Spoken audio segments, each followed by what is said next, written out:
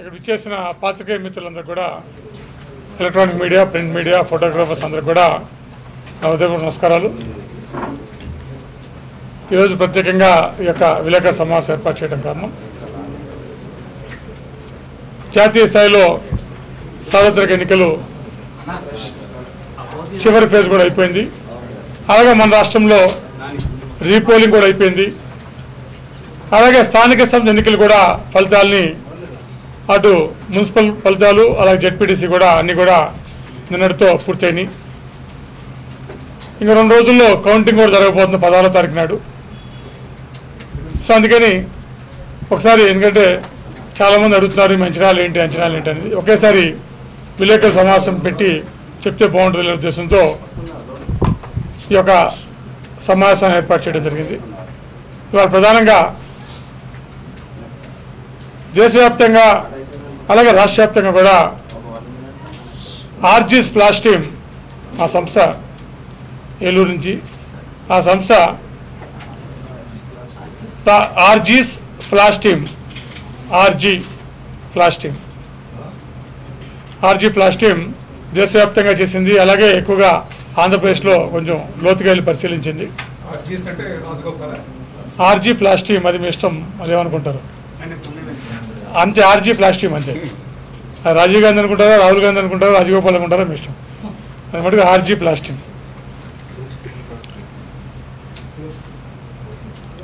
ఇది దేశవ్యాప్తంగా అలాగే మన రాష్ట్రంలో కూడా పరిశీలించిన నిమిత్తం, మన రాష్ట్రంలో ఇప్పుడు వాస్తవానికి ఒక రాష్ట్రంలో ఎన్నికలు జరిగినా రేపు జూన్ 2కి 2 రాష్ట్రాలు అవుతున్నాయని బిల్ పాస్ అవటం, అలాగే సుప్రీంకోర్టులో ఎటువంటి స్టే రాకపోవటం, ఖచ్చితంగా 2 రాష్ట్రాలు అవుతాయని ఒక భావన అందరిలో కూడా ఉంది.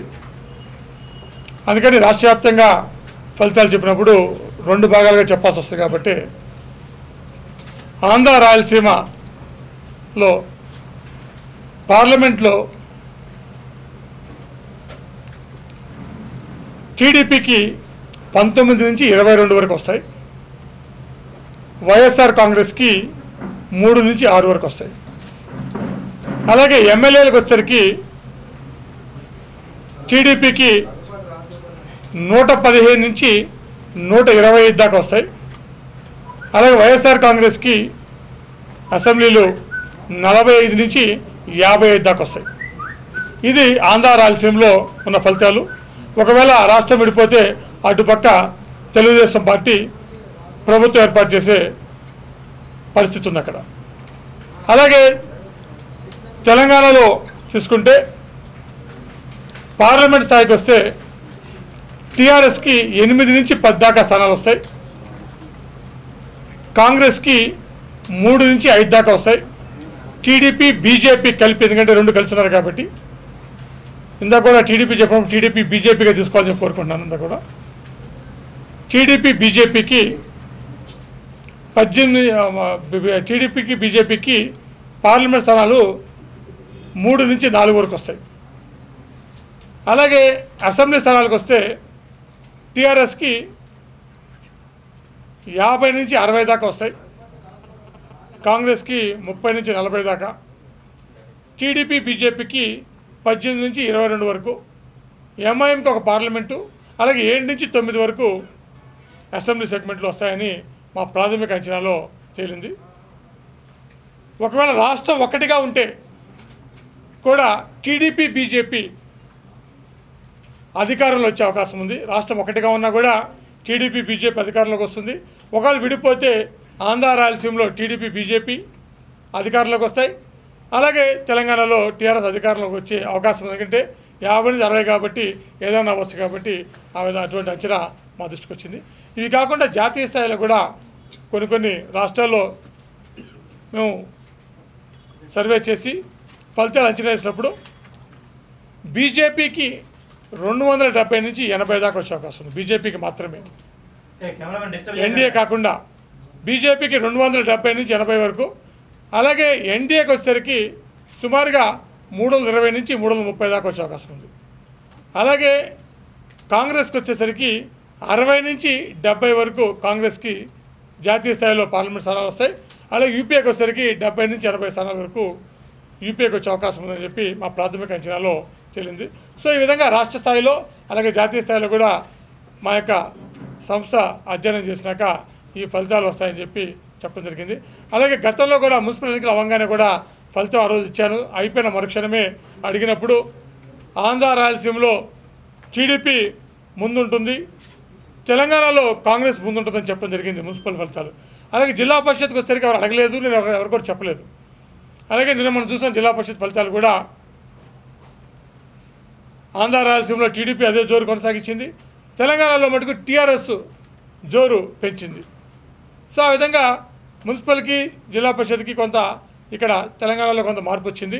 ఆ తర్వాత మళ్ళీ జనరల్ ఎలక్షన్ వచ్చేసరికి మార్పు ఇంకా వచ్చింది. అంటే మున్సిపల్ నుంచి జిల్లా పరిషత్కు మార్పు వచ్చింది, జిల్లా పరిషత్ నుంచి ఎమ్మెల్యేలకి వచ్చేసరికి ఇంకొంచెం గణనీయంగా మార్పు టీఆర్ఎస్ వైపు మొగ్గుతూ వచ్చినట్టుగా మా ప్రాథమిక అంచనా వచ్చింది.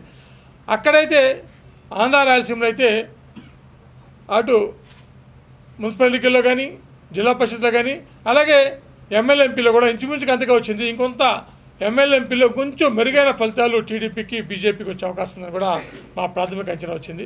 కానీ దురదృష్టం ఏంటంటే నేను ఊహించలే ఎప్పటికంటే నేను కాంగ్రెస్ పార్టీలో చేరినప్పుడు ఆ రోజు కేంద్రంలో రాష్ట్రంలో ప్రతిపక్షంలో ఉండింది. ఎట్లయినా సరే కేంద్రంలో రాష్ట్రంలో కాంగ్రెస్ పరిపాలన రావాలని చెప్పి మేము కోరుకున్నాం, ప్రయత్నం చేస్తాం, అందరం కూడా పాదయాత్రలు చేస్తాం. ఇక రాష్ట్రంలో అటు కేంద్రంలో కూడా ఆంధ్రప్రదేశ్ వల్ల 2 సార్లు యూపీఏ ప్రభుత్వం కాంగ్రెస్ ప్రభుత్వం కేంద్రంలో వచ్చింది, రాష్ట్రంలో కూడా వచ్చింది. కానీ ఇటువంటి ఫలితాలు వస్తాయని చెప్పి ఇప్పుడు ఊహించలా. ఖచ్చితంగా ఇది మా బాధాకరమైన విషయమే. ఒక కాంగ్రెస్ వాదిగా నన్ను ఎక్స్పెల్ చేసినా, నేను రాజకీయాలు తప్పుకున్నా, ఎందుకంటే రాజకీయంగా నాకు పుట్టుకనిచ్చింది జన్మనిచ్చింది కాంగ్రెస్ పార్టీ కాబట్టి కాంగ్రెస్కి ఇటువంటి ఫలితాలు రావడం నిజంగా మా బాధాకరమే. కాకపోతే గెలుపోవటములు ఉంటూనే ఉంటాయి. సో అంత మాత్రం నిరాశపడాల్సిన అవసరమేమీ లేదు. ఖచ్చితంగా మున్ముందు ఈ ఫలితాలు ప్రతి ఎన్నికల్లో మారుతాయి కాబట్టి అందుకని నేను ఏ ఒక్క పార్టీకి కానీ ఏ ఒక్క కూటమికి కానీ మద్దతుగా చెప్పట్లేదు. ఇది స్వతంత్రంగా స్వచ్ఛందంగా నాకు నేను చేసిన అంచనాల్ని నేను అనేక సందర్భాలు చెప్పిన విధంగానే ఇప్పుడు కూడా చెప్తాను. అందుకని నాకు ఎటువంటి పార్టీకి సంబంధం లేదు, రాజకీయాలతో కూడా సంబంధం లేదు. నేను ఏదైతే చెప్పానో అది రాజకీయాలకి అతీతంగానే ఉంటాను, రాజకీయాలకు దూరంగానే ఉంటాను. అలాగే ఇవాళ ఇది ఇంచుమించుగా నా చివరి ప్రెస్ మీట్ అవ్వచ్చు, ఎందుకంటే ఇంకా ఆధార్ ప్రెస్ మీట్ అవసరమే లేదు కాబట్టి ఇంతకుముందంటే అనేక విశేషాలు ఉంటాయి కాబట్టి. సో ఇవాళతో ఇది నా చివరి ప్రెస్ మీట్ అవ్వచ్చు కూడా. అలాగే మీ అందరూ కూడా అనేక సందర్భాల్లో మీ అందరూ కూడా నాకు చాలా సహకరించారు, చాలా తోడుగా ఉన్నారు, అనేక రకాలుగా నాకు మరి తోడ్పాటుగా ఉన్నారు. అలాగే కొన్నిసార్లు భావోద్వేగాలు కొన్నిసార్లు దురుసుగా ప్రవర్తించుండొచ్చు, కొన్నిసార్లు కఠినంగా కూడా మాట్లాడుండొచ్చు. ముఖ్యంగా ఇవాళ పొద్దున్నే నా సోదరుడు మీ మిత్రుడు మీలో సహచరుడు సునీల్ కూడా ఫోన్ చేశాను, సాక్షి సునీల్ కూడా. ఎందుకంటే ఇక్కడే ఐ థింక్ ఒక గత కొన్ని 4-5 నెలల క్రితం అనుకోకుండా నాకు మాట వచ్చి కొంచెం దురుసుగా ప్రవర్తించాం కూడా ఆయనకు చెప్పాను. ఎందుకంటే మనంతా మర్చిపోయి ఏదో అయిపోయింది, ఆ రోజుల్లో ఉన్న ఆ భావోద్వేగంతో ఏదో మాడాల్సి వచ్చింది. ఎందుకంటే నాకు ఎవరి మీద కూడా ఎటువంటి విలేకరులే కాదు, ఎందుకంటే కొన్నిసార్లు ఢిల్లీలో జరిగింది, కొన్నిసార్లు విజయవాడలో జరిగింది, కొంచెం ఇక్కడ జరిగింది విలేకరులు. ఎందుకంటే మీరు కూడా అలాగైతే నాలాగే స్వతంత్రంగా, ఎందుకంటే మీడియా ఓనర్లకి ఏమైనా అటు ఇటు ఉండొచ్చేమో కానీ విలేకరులుగా ఖచ్చితంగా నేను నమ్ముతున్నాను. మీరందరూ కూడా స్వతంత్రంగానే మీరంతా కూడా న్యూస్ ఇస్తుంటారని, అలాగే మీరంతా కూడా ఎటువంటి బయాస్ లేకుండా చేస్తారని, ప్రాంతాల భేదం కానీ లేకపోతే పార్టీల భేదం కానీ అలాగే కుల మత అన్నిటికీ అతీతంగానే పనిచేస్తారని నమ్మకం నాకు ఖచ్చితంగా ఉంది. అదే నమ్మకంతో కూడా ఏమైనా పొరపాట్లు చేస్తే కూడా క్షమించమని చెప్పి మిమ్మల్ని కోరుకుంటున్నాను. అలాగే ముఖ్యంగా సునీల్ నేను ప్రత్యేకంగా పొద్దున్నే ఫోన్ చేసి అప్పటి నుంచి ఇప్పుడు మాటల్లో కానీ పొద్దున్నే ఫోన్ చేసి నేనే చెప్పాను. సో అందుకని ఇది నా అంచనాలు మాత్రమే, దయచేసి ఇది ఎవరిని తక్కువ చేయటమో ఎవరిని ఎక్కువ చేయడం కానే కాదు. కాకపోతే కాంగ్రెస్ మంచి ఫలితాలు రావేమో అన్న బాధ అయితే ఖచ్చితంగా ఉంది. ఎందుకంటే 10 ఏళ్ళు కాంగ్రెస్ వాదిగా ఉన్నాను కాబట్టి. సరే 10 ఏళ్ళు పరిపాలన చేసినప్పుడు కొంత వ్యతిరేకత ఉండొచ్చు, అందుకని గెలుపోవటంలకి అన్నిటి సిద్ధంగా పడాలి కాబట్టి ఖచ్చితంగా కాంగ్రెస్ పార్టీ నాయకత్వం కూడా దానికి సిద్ధంగా ఉందనుకుంటాను. ఎందుకంటే ఇదే కాంగ్రెస్ ఫలితాలు, జాతీయ ఫలితాలు నేను కాంగ్రెస్ పార్టీకి నేను అక్టోబర్లో ఇచ్చేసాను వాళ్ళకి. అలాగే జయరాం రమేష్ గారికి అయితే ఒక కాపీ కూడా ఇచ్చాను, డిసెంబర్లో పెట్టుకున్నాడు ఆయన. నేను ఎలక్షన్లు వచ్చినప్పుడు చూసుకుంటా అని చెప్పాడు. కాంగ్రెస్ పార్టీకి జాతీయ స్థాయిలో మాకు ఇబ్బందిగా ఉంది, మీరు సరి చేసుకోవాలని కూడా ఆ రోజే ఇచ్చాను నేను. సో ఆ రోజు వాస్తవంగా నేను 80 లోపల ఉంటాయని చెప్పాను కాంగ్రెస్ పార్టీకి. ఇవాళ 70 లోపలికి ఇంకా తగ్గిపోయింది, 60 నుంచి 70కి వచ్చింది. ఇంకా అప్పటికి ఇప్పుడు ఇంకా గణనీయంగా తగ్గింది కాంగ్రెస్ పార్టీకి. ఆ కాగితం కూడా ఆయన పెట్టుకున్నాడు, ఎన్నికలు వచ్చినాక నేను ఒకసారి చూసుకొని నీతో మాడతా అని చెప్పాడు. సో అందుకే అది కూడా చెప్పాను, నేను కాంగ్రెస్ వ్యతిరేకంగా ఇవ్వలేదండి, ఇది వాస్తవాన్ని చెప్తున్నాను. దీన్ని చూసి సరి చేసుకుంటే బాగుంటుంది. నేను ప్రతి ఎన్నికల్లో కూడా కాంగ్రెస్ అధిష్టానానికి నేను ఎప్పుడు పంపిస్తుంటాను నా అంచనాలను. ఈసారి నేను దూరంగా ఉన్నాను కాబట్టి పంపించలేకపోతున్నాను. అలాగే మీకు కావాలంటే కాపీ పెట్టుకోండి. నేను ప్రత్యక్షంగా కలిసి చెప్పలేకపోతున్నాను కాబట్టి కాగితం రూపంలో పంపిస్తానని చెప్పి కూడా ఆయన చెప్పడం కూడా జరిగింది. సో ఏదేమైనా కూడా రాజకీయాల్లో గెలిపోవడం ఉంటాయి కాబట్టి గెలిచిన వాళ్ళైనా, అలాగే మొన్న మా డొక్కా మాణిక్యవరప్రసాద్ చెప్తే బాగా గుర్తొచ్చింది. ఓడిపోయిన వాడేమో కౌంటింగ్ సెంటర్లో ఏడుస్తాడు, గెలిచిన వాడేమో ఇంటికి వెళ్ళి ఏడుస్తాడంటే నిజమే. ఈ రోజుల్లో నేను తిరిగినప్పుడు పరిశీలిస్తే అక్కడ ఉన్న పరిస్థితి ఏ విధంగా ఉందో, ఏ విధంగా అభ్యర్థులు గుల్లైపోయే పరిస్థితి ఉందో కూడా మాకు కనపడింది. సో అందుకని మా సోదరుడు డొక్కా మాణిక్యవరప్రసాద్ చెప్పిన మాట అది అక్షరాల సత్యం, నిజం కూడా నేను భావిస్తున్నాను.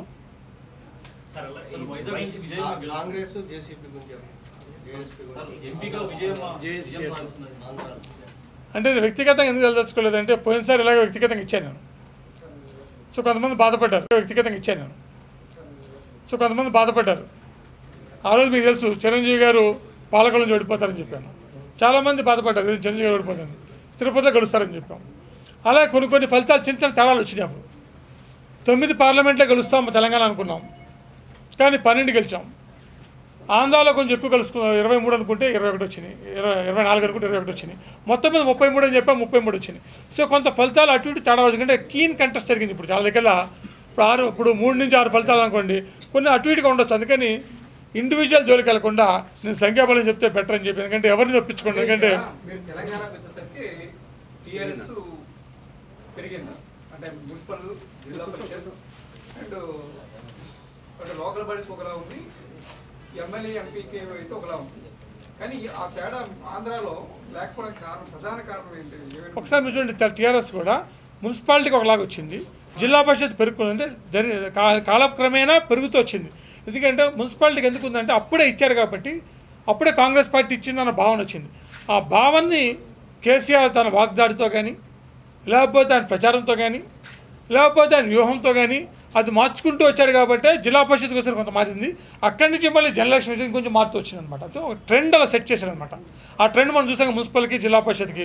వేరే అక్కడ చూసుకుంటే మున్సిపల్కి అలాగే జిల్లా పరిషత్కి అదే ట్రెండ్ కొనసాగింది. కాబట్టి ఆ తర్వాత బీజేపీ కలయిక కానీ, ఎన్డీఏ రావాలని, ఎన్డీఏ వస్తే నిధులు వస్తాయని, అలాగే రాష్ట్రానికి ఉపయోగపడుతుందని, అలా పవన్ కళ్యాణ్ ప్రచారం కానీ ఇవి తోడ్పాటు అయ్యి టీడీపీకి, బీజేపీకి కొంత ఓటింగ్ పర్సంటేజ్, సంఖ్యాబలం కూడా అక్కడ పెరగడం జరిగింది. సో రెండు భిన్నంగా జరిగినాయి అన్నమాట రెండు ప్రాంతాల్లో.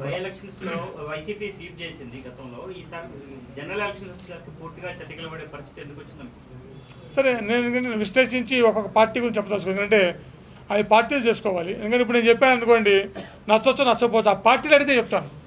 ఏ పార్టీ అయినా నన్ను ఫోన్ చేసి కానీ, లేదా ఇప్పటికే చాలామంది అభ్యర్థులు నాతో మాట్లాడారు కూడా ఇండివిజువల్, అడిగినప్పుడు చెప్తున్నాను. కానీ నాకే నేను ఇవాళ విశ్లేషించి పార్టీ గురించి చెప్పడం అవుతుంటే అది మళ్ళీ వాళ్ళు నచ్చొచ్చు. తెలంగాణలో పక్క మా కాంగ్రెస్ ప్రభుత్వం ఒక్కసారి కేసీఆర్ వైపు సానుభూతి చూసిన కారణాలు నేను ఎవరి మీద అదే చెప్పిన ఎవరి మీద సానుభూతి చూపిస్తలేను. నా ఫలితాలు ఇచ్చినంత మాత్రం ఒకరి మీద సానుభూతనో ఒకరు వ్యతిరేకమైన కాదు. అలాగే పైగా నాకు ఏ పార్టీతో ముడిపెట్టాల్సిన అవసరం కూడా లేదు. నేను ఒక న్యూట్రల్గా స్వతంత్రంగానే అంచనా చెప్పాను. అలాగే అక్కడ 50 నుంచి 60 అని చెప్పాను. సో అందుకని పూర్తి మెజారిటీ వస్తుందో లేదో అనేది రేపు 16వ తారీఖు తెలుసు. ఎందుకంటే చాలా సీట్లు దగ్గరగా ఉన్నాయి, దగ్గర పోటాపోటీగా జరిగింది పోటీ. సో అందుకని ఏంటంటే ఇప్పుడు ఎవరిని విభేదించట్లా, వాళ్ళు ఎవరు అంచనా వాళ్ళది. అంచనా నిజమైతే సంతోషిస్తాను. ఇప్పుడు కాంగ్రెస్ అంచనా నిజమే, ఇక్కడ కాంగ్రెస్ ప్రభుత్వం వస్తే నాకు అంతకంటే ఆనందం లేదు. ఎందుకంటే నాకు ఆనందం, మా మిత్రులందరూ కాంగ్రెస్ పార్టీలో ఉన్నారు, నాకు అనుబంధం అంతా కాంగ్రెస్ పార్టీతో ఉంది, మా సన్నిహితులందరూ కాంగ్రెస్ పార్టీలో ఉన్నారు. కాకపోతే అంచనా చెప్పినప్పుడు మళ్ళీ రేపు పొద్దున బెరుగు చేస్తున్నప్పుడు నేను తప్పు అని చెప్పకూడదు. కాబట్టి మా వాళ్ళు ఇచ్చిన అంచనా ప్రకారం చెప్పాను. పైగా తెలంగాణ తిరగడానికి ఆస్కారం దొరకలేదు నాకు. నేను ఆంధ్ర రాష్ట్రం తిరిగి వచ్చాను కానీ తెలంగాణ తిరగలేదు. ఎందుకంటే ఈ 5 ఏళ్లలో డిసెంబర్ 2009 నుంచి ఎక్సెప్ట్ హైదరాబాద్, కొంత భాగం రంగారెడ్డి, కొంత భాగం ఖమ్మంలో తప్పించి ఇంక వేరే ప్రాంతం వెళ్ళడానికి వీలు కుదరలేదు నాకు. వెళ్దాం అనుకుంటే పోలీసులు వెళ్ళించేవాళ్ళు కాదు. పోయినసారి నేను కాళేశ్వరం వెళ్దాం అనుకున్నాను. అక్కడ ఐజీకి నాకు ఎమ్మటే ఫోన్ చేసి రావద్దండి, మాకు కష్టం అవుతుందండి, మేము ఇక్కడ రాగలరు కానీ పోయేటప్పుడు ఇబ్బంది అవుతుందని చెప్పి రానిలేదు. సో అటువంటి పరిస్థితులు ఉన్నాయి. సో అందుకని తిరగలేకపోయాను. ఒకవేళ తిరగలేదు కాబట్టి అంచనా తప్పైందంటే మంచి నేను స్వాగతిస్తాను. ఒకవేళ నేను దగ్గర నుండి చూడలేకపోయి ఉండొచ్చు, చూడలేకపోవడం అంచనా తప్పై ఉండొచ్చేమో. తప్పైతే ఇంకా నేను ఆనందిస్తాను. ఎందుకంటే నా అంచనా తప్పు అయితే ఖచ్చితంగా ఆనందిస్తాను తెలంగాణ. ఎందుకంటే ఖచ్చితంగా నా కాంగ్రెస్ నాకు అనుబంధం ఉంది. అలాగే ముందు కూడా ఇంకా రాజకీయ అతీతంగా ఉన్నాయి కాబట్టి ఇప్పుడు 23 జిల్లాలు తిరగడానికి ఆస్కారం దొరుకుతుందని, ఇంక ఎటువంటి ఆటంకాలు ఉండవని కూడా భావిస్తున్నాను. సార్, మీరు చెప్పిన దాని ప్రకారం ఆంధ్రప్రదేశ్లో కాంగ్రెస్ ఒక సీటు కూడా వచ్చే అవకాశం లేదు. 128 ఏళ్ల చరిత్ర గల కాంగ్రెస్ అంటే ఇలాంటి స్థితి రావడానికి అంటే ప్రజల అభిప్రాయానికి భిన్నంగా వివరించడం వల్ల జరిగిందని అంటే నేను ఎన్ని సీట్లు వస్తాయి చెప్పలేదు, 2 పార్టీల గురించి చెప్పాను, ప్రధాన పార్టీల గురించి చెప్పాను. కాంగ్రెస్కి వస్తుందా రాదని ఎక్కడ చెప్పలేదు నేను, దాంట్లో కలదలుచుకోలేదు నేను.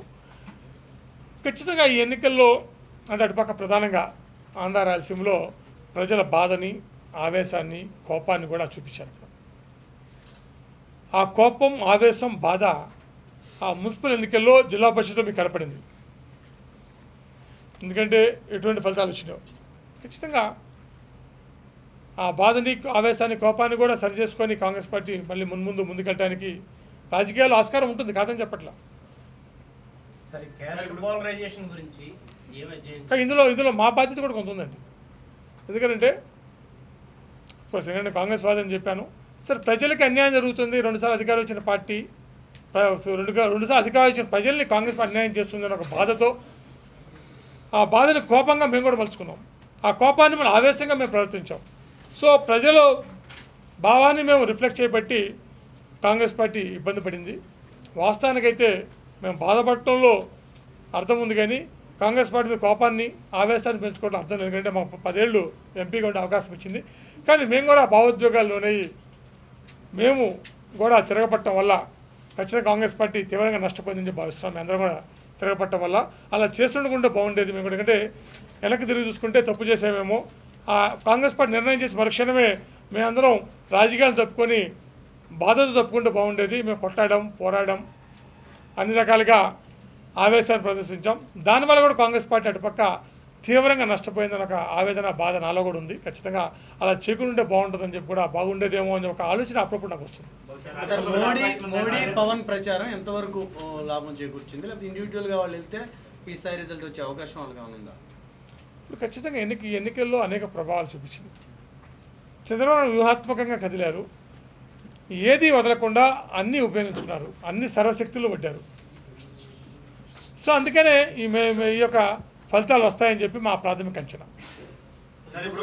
రాష్ట్ర విభజన జరిగితే అక్కడ సీమాంధ్రలో టీడీపీ వస్తున్నారు, విభజన జరగకపోతే రెండు ప్రాంతాల్లో కూడా టీడీపీ అధికారంలోకి వచ్చే అవకాశం. అంటే విభజన జరగదని మీకు ఏ క్వశ్చన్ కానీ అనుమానం కానీ నేను చెప్పండి ప్రస్తుతానికి ఆంధ్రప్రదేశ్ రాష్ట్రంలో ఎన్నికలు వెళ్ళింది కాబట్టి మాకున్న అంచనా ప్రకారం ఒకవేళ 16వ తారీఖు వెంటనే కానీ ప్రభుత్వం ఏర్పాటు చేస్తే టీడీపీ, బీజేపీ అధికారంలోకి వచ్చే అవకాశం ఉంది. ఆ 2వ తారీఖు డివైడ్ చేస్తే 2 ప్రభుత్వాలు వచ్చే అవకాశం ఉంది. అందుకని ఒక రాష్ట్రంగా ఉన్నా కూడా టీడీపీ, బీజేపీకి అధికారం చేపట్టే అవకాశం ఉందని మా ప్రాథమిక అంచనాలో. అది నేను గతంలో కూడా చెప్పాను, అదే మాట ఇప్పుడు కూడా చెప్తాను. ఎందుకంటే ప్రభావం ఉందా లేదని చెప్పట్లేదు, ఖచ్చితంగా ఎంతో కొంత ప్రభావం ఉంటుందండి. కానీ నేను లోతుగా వెళ్ళదలుచుకోను, ఎందుకంటే ఎందుకంటే కిరణ్ కుమార్ గారి గురించి చాలాసార్లు చెప్పాను. ఆయన పదవిని పక్కన పెట్టి ప్రజల పక్షాన్ని నిలబడ్డాడు. ఆయన పార్టీ పెడితే నేను రాజకీయాలకు దూరమైనా సరే నేను నైతికంగా, వ్యక్తిగతంగా ఆయన పక్కన నిలబాల్సిన అవసరం నాకుంది, బాధ్యత నాకుందని చెప్పాను. అలాగే ఆయనకి కూడా ఇంతమంది ఆయన్ని నమ్ముకొని, ప్రజలు నమ్ముకొని పోరాటం చేసినప్పుడు వాళ్ళకు వేదిక ఏర్పాటు చేసే బాధ్యత ఆయన మీద ఉందని చెప్పాము. గెలిచినా ఓడినా ఆ బాధ్యత ఆయన నిర్వర్తించాడు. ఆధార ప్రజలు ఎటువంటి తీర్పు ఇస్తారో 16వ తారీఖు చూద్దాం. అంటే కొంప ముంచని చెప్పట్లేదు, అంటే ప్రజలకున్న బాధని, కోపాన్ని, ఆవేశాన్ని మేము కూడా లోనయ్యి అదే బాధ, కోపాన్ని, ఆవేశాన్ని ప్రదర్శించాం. కానీ కాంగ్రెస్ వాదిగా బాధతో సరిపెట్టుకొని తప్పుకుంటే బాగుండేదేమో, అంతకుమించి ఎక్కువ చేయటం వల్ల కాంగ్రెస్ ఘోరంగా దెబ్బతింటం వల్ల నాకు ఎందుకంటే మా వాళ్ళు చాలామంది ఉన్నారు, మా కాంగ్రెస్ కార్యకర్తలు అక్కడ గ్రామాన్ని ఇంకా కాంగ్రెస్ నమ్ముకున్న వాళ్ళు చాలామంది ఉన్నారు. వాళ్ళందరూ పాపం దెబ్బతిన్నారేమో, చాలామంది పుట్టకొకరు చెట్టుకొకరు అటు ఇటు చలాదిద్దరైపోయారేమో ఒక బాధ, ఆవేదన అలా ఉంది. ఎందుకంటే 10 ఏళ్ళు వాళ్ళతో జీవించాను, వాళ్ళతో కలిసి ప్రయాణం చేశాను. అటువంటి వాళ్ళని చూసినప్పుడు నేను చాలా తిరిగినప్పుడు గ్రామ స్థాయిలో కానీ క్షేత్రస్థాయిలో వాళ్ళందరూ చాలా వాళ్ళని చూసినప్పుడు బాధేసింది. పాపం ఎవరికి ఎటువంటి పార్టీ లేకుండా అయిపోతుంది, వీళ్ళ పాపం దిక్కుమొక్కు లేకుండా అయిపోతుంది. గ్రామాల్లో ఉండి వాళ్ళు తరతరాలు రాజకీయాలు చేసిన వాళ్ళు, ఎందుకంటే వీళ్ళదో మాలాగా ఏదో మధ్యలో వచ్చి రాజకీయ నాయకులు కాదు, వీళ్ళదు తరతరాలుగా పార్టీని నమ్ముకొని రాజకీయం చేసిన వాళ్ళు. ఇదే మాట హైకమాండ్ చెప్పాను, మా గురించి ఆలోచించకండి, పార్టీని నమ్ముకొని చాలామంది ఉన్నారు, వాళ్ళ గురించి ఆలోచించినప్పుడు మేము కూడా పట్టుదలకు వెళ్ళామేమో, విపరీతంగా పోరాడామేమో మేము అధిష్టానంతో. దానివల్ల ఈ యొక్క గ్రామ స్థాయిలో ఉన్న ఆ యొక్క కాంగ్రెస్ వాదులు దెబ్బతిన్నారేమో ఒక బాధ ఆవేదన ఇప్పటికీ నాలో ఉంది. అంటే ఈ తప్పులు సరిదిద్దుకునే అవకాశం ఉందా సార్? అంటే అది ఇంకా వాళ్ళు చూసుకోవాలి. నా వరకు రాజకీయాలు తప్పున్నా కాబట్టి, అంటే నేను జరిగింది చెప్పాలి కాబట్టి, నా మనసులో ఉన్న భావాన్ని చెప్పాలి కాబట్టి మేము ముందు ఆ మాట చెప్తున్నాను. సో సరిదిద్దుకోవాలి లేదో అది వాళ్ళు చూసుకోవాలి. ఎందుకంటే నేను రాజకీయాలు సంబంధం లేనప్పుడు ఏ పార్టీతో కూడా సంబంధం లేదు. మీకు ఏదైనా పిలుపు కానీ ఆహ్వానం కానీ వచ్చి సరే అయిపోయింది తప్పు జరిగింది దీన్ని సరిదిద్దుకుందాం మీ సేవలు మాకు కావాలి అంటే పరిస్థితి ఉంటుంది. ఎన్నికల ముందే వాళ్ళు ఓపెన్ ఆఫర్ ఇచ్చారు అందరికి కూడా ఎక్స్పెల్ చేసిన వాళ్ళు మేము తీసుకుంటాం వస్తానంటే అని చెప్పారు. సో కాంగ్రెస్ పార్టీ ఏదో సరే మేము సభ్యులుగా మేము కోపం ప్రదర్శించవచ్చు, దేశం మన బాధను ప్రదర్శించవచ్చు, కానీ కాంగ్రెస్ పార్టీకి ఎవరి మీద కోపం ప్రదర్శించే అవకాశం లేదు. ఎందుకంటే అనేకసార్లు కాంగ్రెస్ పార్టీ అనేక మంది తీసుకుంది. కాంగ్రెస్ పార్టీ నాయకత్వం దూషించిన వాళ్ళు కూడా తీసుకుంది. మేము ఎప్పుడు కాంగ్రెస్ పార్టీని దూషించలేదు, నాయకత్వం దూషించలేదు, కేవలం ఒక అంశం మీద మాత్రమే విభేదించాం. కాకపోతే నేనైతే వాడికి వ్యక్తిగతంగా రాజకీయాలు తప్పున్నాను కాబట్టి ఇంకా అటువంటి ఆస్కారం లేదు, అవకాశం లేదు.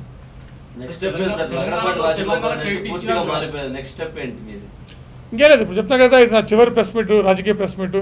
ఇంకా అదాவது వేరే ఏదైనా అంశాల మీద చేసినప్పుడు ప్రస్తుతం మారుతాను. ఇంకా రాజకీయంగా మీరు రాజకీయ విలేకరులు కాబట్టి సో ఇది నా ఆఖరి ప్రెస్ మీట్ అని చెప్పి అందుకే మీ అందరూ కూడా ధన్యవాదాలు తెలియజేశారు.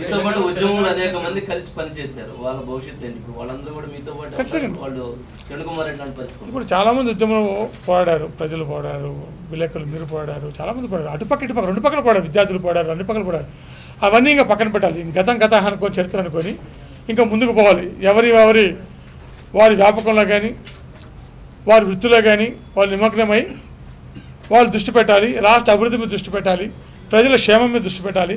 ఇంకా భావోద్వేగాలు ఎవరిని లోని కానికుండా ఖచ్చితంగా ఉండాలి. అందుకే ఆ మాట కూడా చెప్పాను, ఆంధ్రప్రదేశ్ రాష్ట్రాన్ని తెలుగునాడుగా మారిస్తే బాగుంటుందని కూడా.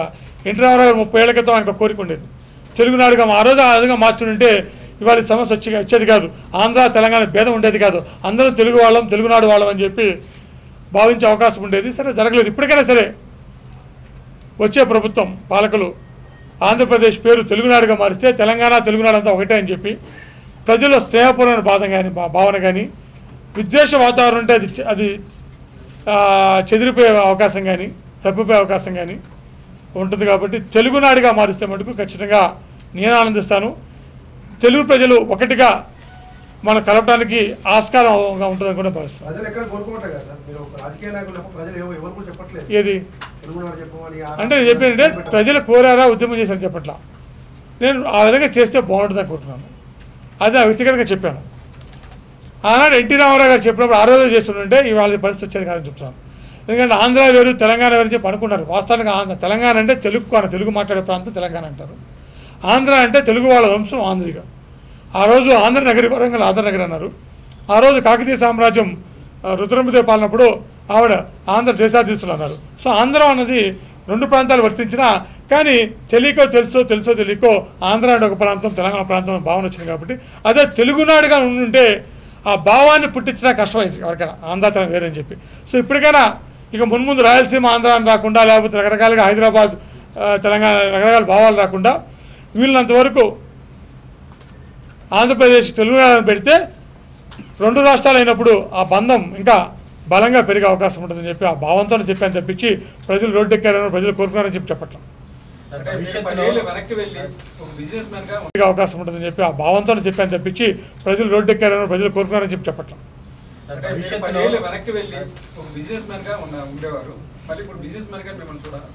సో ఇప్పుడు ప్రస్తుతానికైతే నేను రాజకీయాలు దూరం, ఆ తర్వాత ఏం చేస్తానన్నది మున్ముందు అది నేనే చెప్తాను. రాజగోపాల్ గారు, ఇప్పుడు కూడా రాష్ట్రాల ఏర్పాటుకు ఎస్ఆర్సీఏ సరైన మార్గం అని మీరు భావిస్తున్నారు? ఖచ్చితంగా అండి. ఎప్పుడైనా జాతీయ పద్ధతి శాస్త్రీయ పద్ధతిని నేను ఆహ్వానిస్తాను. ఏ సమస్య తెచ్చాలన్నా కూడా జాతీయ కోణంలో ఒక శాస్త్రీయ పద్ధతిలో చేస్తే దాని మీద ఎవరికి బాధలు ఉండవు, కోపాలు ఉండవు, అది సరైన పద్ధతి అని చెప్పి గట్టిగా నమ్ముతున్నాను. తెలంగాణలో మళ్ళీ క్రెడిట్ సోనియా గారు ఇచ్చింది ఇక్కడ, కానీ ఇక్కడ ఆ క్రెడిట్ని కాంగ్రెస్ సాధించకపోయింది. ద్వితీయ స్థానంలో ఉంది, కానీ బోయపల్లి ఏమంటారు సార్? కాంగ్రెస్ నాయకులు సార్ నేను లోతుగా వెళ్ళదలుచుకోలేదు, ఎందుకంటే దానికి అనేక కారణాలు ఉన్నాయి. నేను మున్సిపల్ ఎన్నికల దగ్గర నుంచి జిల్లా పరిషత్ నుంచి సార్వత్రిక ఎన్నికల దాకా ఎలా మార్పు వచ్చింది అన్నది ఖచ్చితంగా మేము చూస్తూనే వచ్చాం, అది మీరు చూశారు. సో దానికి అనేక కారణాలు ఉన్నాయి. అది మా పార్టీలు కానీ ఎవరైనా నాయకులు కానీ అడిగితే వాళ్ళకి ఖచ్చితంగా చెప్తాను ఎవరైనా. ఇదే రాజకీయంగా ఆఖరి ప్రెస్ మీట్ అయితే 10 సంవత్సరాల్లో రాజకీయంగా ఏం ఫీల్ అవుతున్నారు సార్? ఇప్పుడు రాజకీయాల్లోకి వచ్చాను, నేను చేయాల్సిన ప్రయత్నాన్ని చేశాను.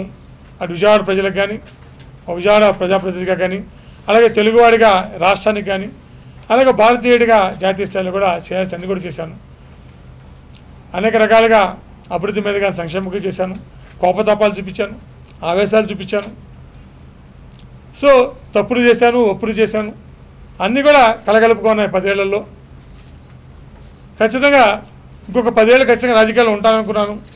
ఆ 10 ఏళ్ళ ముందే నిష్క్రమించాల్సింది భావించలేదు, కానీ ఆ సందర్భం వచ్చింది. సో అందుకని డెఫినెట్గా 10 ఏళ్ళు నాకు పూర్తి సంతృప్తినిచ్చింది. అంటే పెప్పర్ స్ప్రే వంటి ఘటనలకి ఏమన్నా పశ్చాత్తాపడుతూ ఉన్నారా పార్లమెంట్లో జరిగినటువంటి? నేను జరిగిన మరుక్షణమే అందరు ఎంపీలు ఉత్తరం కూడా రాశాను. నేను లేవనెత్తిన అంశాన్ని నేను చేసిన పనితీరును సమర్థించుకొని, కానీ నేను లేవనెత్తిన అంశాన్ని మీరందరూ కూడా సానుభూతితో చూసి అర్థం చేసుకొని అనేక మంది మద్దతు తెలియజేసేందుకు నేను ధన్యవాదాలు తెలియజేస్తానని చెప్పి అందరూ కూడా ఉత్తరం కూడా రాశాను. మొత్తం అందరికి 545 ఎంపీస్ కూడా ఉత్తరం రాశాను. నా ఆవేశానికి వాళ్ళని క్షమించమని కోరుకున్నాను. అలాగే నేను చేసిన పని జస్టిఫై చేసుకోలేదు, కానీ జస్టిఫైడ్ కాజ్ని మేము అర్థం చేస్తున్నందుకు ధన్యవాదాలు కూడా తెలియజేశాను. ఎందుకంటే పార్లమెంట్ అనేది ఒక దేవాలయం లాంటిది, అత్యున్నతమైన వ్యవస్థ, సంస్థ. అక్కడ ఖచ్చితంగా ఆ కోపాలకి, ప్రజల కోపాన్ని అక్కడ నేను ప్రతిబింబించాను.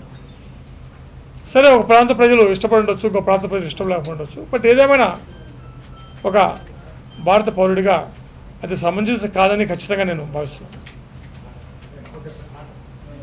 Okay, thank you. ఆ కాపీస్ ఇచ్చేయండి.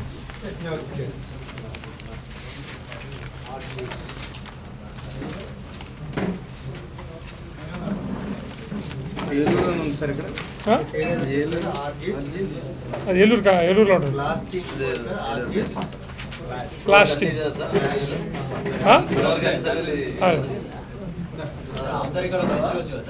అవసరం సార్.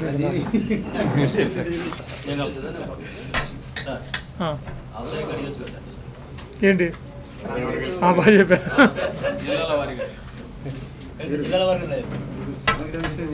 పోతే ఎలాగైంది, నేను గెలిచే సీట్లను ఇచ్చాను, ఇచ్చి మిగతా వాళ్ళు పోటీలో ఉన్నారని చెప్పి అంతే. కాంగ్రెస్ పార్టీ స్పష్టంగా గెలిచే సీట్లు అని చెప్పి మిగతా పోటీలు అని చెప్తే దాని మీద మిగతా వాళ్ళని ఓడిపోయే సీట్లు అని చెప్పి వేస్తారు. ఓడిపోయిన వీళ్ళు అని చెప్పి చేస్తారు.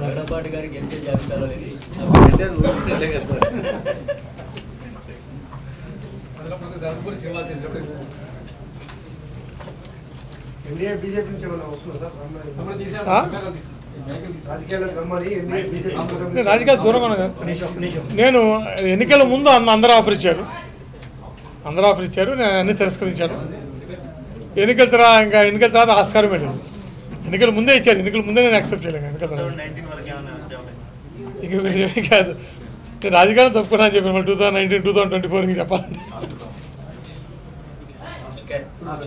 ఇప్పుడు తెలంగాణ ఉద్యమం జరిగేటప్పుడు మీరు కేంద్ర బిందువుగా ఇక్కడ తెలంగాణ పోరాటం బాగా ఎక్కువైంది. ఆ పరిణామాల పైన మీరు పశ్చాత్తాపడతారా? ఇప్పుడు ఖచ్చితంగా ఏంటంటే రాజకీయ నాయకులుగా, రాజకీయ వ్యవస్థ సభ్యులుగా అందరం కూడా పశ్చాత్తాపడాల్సింది. ఎందుకంటే భావోద్వేగాలు పెరగడం వల్ల అమాయకులు ప్రాణాలు కోల్పోయారు, అటుపక్క ఇటుపక్క కూడా. సో దానివల్ల ఇటువంటి పరిస్థితి ముందు రాకూడదనే ముందు చూపుతో వ్యవహరిస్తే బాగుంటుందని ఉద్దేశంతోనే నేను చెప్పాను. ఆనాడు ఎన్టీ రామారావు గారు ముందు చూపుతో తెలుగునాడని చెప్పారు. అది ఇప్పటికైనా సరే అది అమలు చేస్తే బాగుంటుందని చెప్పుకుంటున్నాను. ఖచ్చితంగా ప్రాణాలు అర్పించిన అందరికి కూడా మనం వాళ్ళకి ఆత్మశాంతి చేకూరాలని, వాళ్ళ కుటుంబాలకు కూడా ప్రగాఢ సంతాపాన్ని కూడా తెలియజేస్తాను.